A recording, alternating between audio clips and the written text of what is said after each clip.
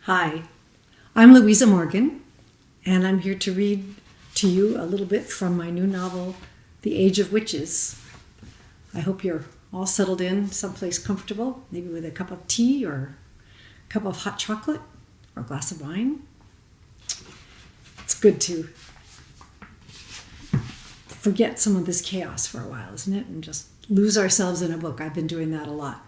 So here's a bit of mine. I'm going to start at the beginning with the prologue. 1692. It was a cruel day to leave the world. The sun shone with all the gaiety and promise of early summer. The new green leaves glistened with it, and the apple and pear blossoms, just past their prime, drifted in the warm air like white butterflies, powdering the orchard floor with their bruised petals. Bridget paced in her cell, angry and getting angrier. It wasn't fair. It wasn't right. Those girls, those accusers, knew nothing of what it was like to grow old, to bear children and see them abandon you, to bury husbands you could not keep alive, no matter how many potions you brewed or charms you concocted. Those girls, Abigail, Mercy, Elizabeth, Anne, Mary, they were still young and fresh. They suffered no drooping of private flesh from having borne babies. No one mocked them for preferring a red bodice over a dull black one, or for enjoying a laugh with a traveler, or for keeping a pet goat to fuss over. And the traitorous John Hathorne. He had visited her often and often after Thomas died. John liked the cider she made from her apples, and he liked even more the softness of her bed and the fragrance of her dark hair. Then, when her hair had gone gray and her once sweet flesh had withered, he turned judge. He forgot those hours in the warm, secret darkness, forgot the special charm she'd made for him so his wife wouldn't know, forgot the words of passion he had whispered in her ear. He turned judge, and he allowed those silly girls, hysterical chits no better than they should be, to accuse her of all manner of evil things. She was innocent of the things they accused her of doing. She had not entered Herrick's bedchamber in spirit form and seduced him, though she knew he wanted her even now. She had not laid curses upon her neighbors, only scolded them for stealing her apples. She had made a poppet or two, but they had done no real harm. She had never consorted with the devil. She was, as she had told them, clear of offenses, but they would not hearken. They had taken the word of 5 girls and many more men, most of whom had tried for her favors at one time or another. They had judged her a witch and sentenced her to a dark death on this bright day. Even now the cart waited outside her cell to take her to the gallows. She had listened these 2 days past to the sawing and hammering and the jests of the carpenters as they built her instrument of death. She had trembled in the darkness, then buried her terror under waves of fury at the unjustness of her fate. The church bell clanged from the center of Salem village. It was time. The clump of men's boots pounded across the cobblestones, coming toward her. Their voices rang through the sweet summer air, the voices of men taking pleasure in her punishment, of men who cared nothing for her, now that she was old and alone. There was no one to speak for her, no one to defend her. She was lost. John Hathorne appeared in the doorway, his weedy clothes dull and rusty in the summer sun, his hair sticking out like old gray straw from beneath his hat. He was stooped now, as aged as she was, but his voice still rang with thunder. "Bridget Bishop, your time has come." Her knees trembled, and she sagged against the wall, overwhelmed in the moment by terror. She pulled at her hair to regain control, to reignite her fury. Her daughters were her only hope.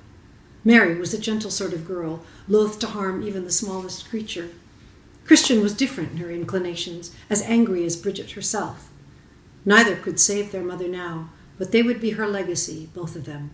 Freed of this tired flesh, inspired by her fury, she would watch over her descendants and see that each received inspiration in her turn. She would leave them the Maleficia. She might not be a witch. Indeed, she was not sure precisely what a witch was, but she was not nothing. She was only a woman, but she was a woman with abilities. Woe to the ignorant men who thought they could silence her with a noose. They would learn that her power, whatever its source, was stronger than their cruelty. That would be her revenge. When the door of her cell opened, Bridget Bishop stood tall, straightened her frail shoulders, and walked out to accept her fate. The book starts with a quote. Witch should be a beautiful word, signifying wisdom and knowledge and discipline, but it isn't used that way. It's been made an insult, implying evil, causing fear. The word has been perverted. Harriet Bishop, 1890. Chapter 1, Harriet, 1890. Harriet preferred foraging in Central Park just after sunrise, before the cyclists and equestrians poured into the mall, and while noisy young families were still breakfasting at home. On the nights before her excursions, she slept with her curtains open so the first light of dawn could tease her awake, and she could be out in the fields before anyone else. On a cold, clear morning in May, she woke as soon as the light began to rise. She dressed in sturdy boots, a much-worn skirt, and a man's heavy jacket she had bought from a second-hand store in the Bowery. She took up her basket and slipped quietly out of the apartment so as not to wake her housekeeper. Grace worked hard, and she needed her sleep. There were no other residents about as Harriet made her way down the corner stairs and out through the central courtyard of the Dakota. In front of the entrance arch, she skirted the milk delivery van, its aging horse blinking sleepily beneath its harness. The milkman lifted a hand to Harriet in greeting. The ice cart rattled by as she crossed the road to the women's gate, and the driver, teeth clenched around a pipe, tipped his cap to her. She smiled at him, relishing the communal feeling of their fraternity of early risers. The first rays of the sun charmed curls of mist from the grass of Sheep Meadow, fairy clouds that sparkled silver against the green backdrop of the pasture. Harriet slowed her steps to take in the sight, savoring the slant of spring light and the emerald glow of new leaves before she crossed the meadow into the chilly shadows of the woods. Here was near darkness that made her draw the collar of her jacket higher around her throat.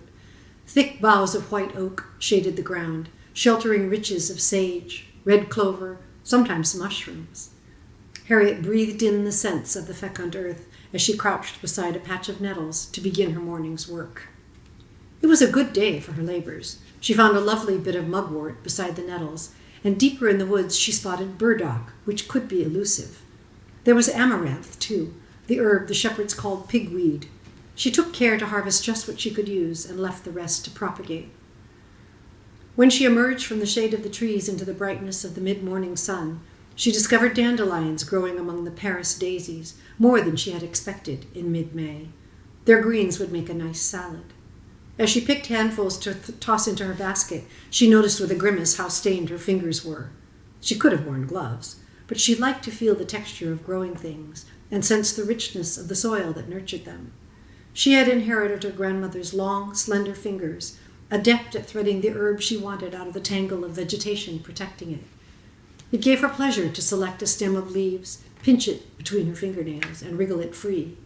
If she wanted the root itself, as with burdock, she dusted the soil from it and replanted any part she didn't need.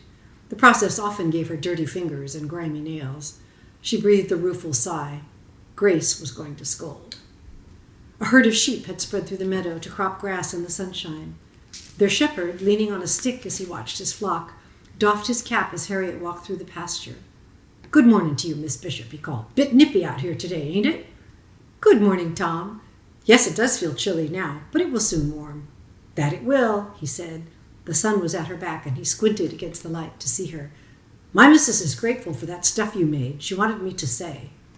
"Is she feeling better, then?"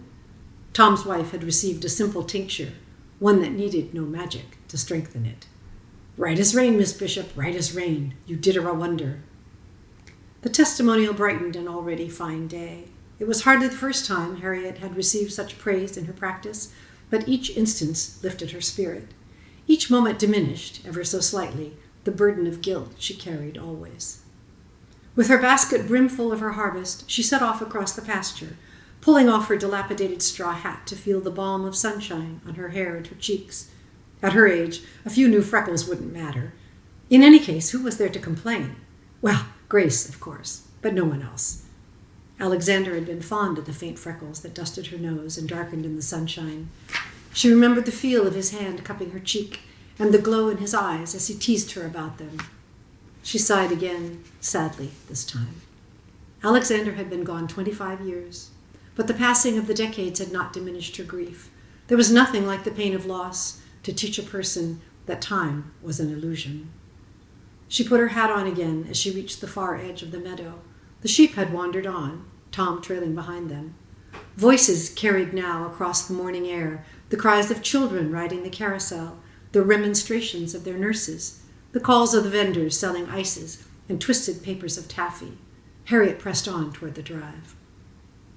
Just as she reached it, a rider approached at a steady trot, a young lady mounted on a tall black horse. Harriet stopped. Her basket grew heavy on her arm, but she stood still to watch the striking pair pass by her. The girl rode astride, which must cause comment, as would the divided skirt that made it possible. Strands of dark hair escaped from her straw hat and trailed over her shoulders. Her gloved hands rested low and easy on the reins, and she kept her chin tucked, her back straight as a spear. When she glanced up, Harriet caught a glimpse of light blue eyes and thick dark lashes. She sat in the saddle as if she had been born to it, and Harriet felt a swell of pride. The girl was Annis Allington, granddaughter of Harriet's sister. She didn't know it, but she and Harriet were the only ones left of their branch of the Bishop family. She noticed Harriet standing beside the drive and acknowledged her with a courteous nod. Harriet nodded back, as one stranger does to another. Annis Allington had no idea who Harriet was, of course. Her stepmother had seen to that. I hope this tempts you to want to read a little bit more of The Age of Witches. It's available everywhere now, online, of course, because we can't get into our bookshops, unfortunately. But you can order it from the Waterstones site, or you can order it from Amazon. If you like listening to a book, which I love, the Audible version of The Age of Witches is delightful. Polly Lee is the narrator, and she's fabulous. And of course, the ebook is available. So I hope you're all sleepy now, relaxed, ready to take some time off from all the craziness. And I hope you enjoyed this. Nice to spend some time with you. Till next time.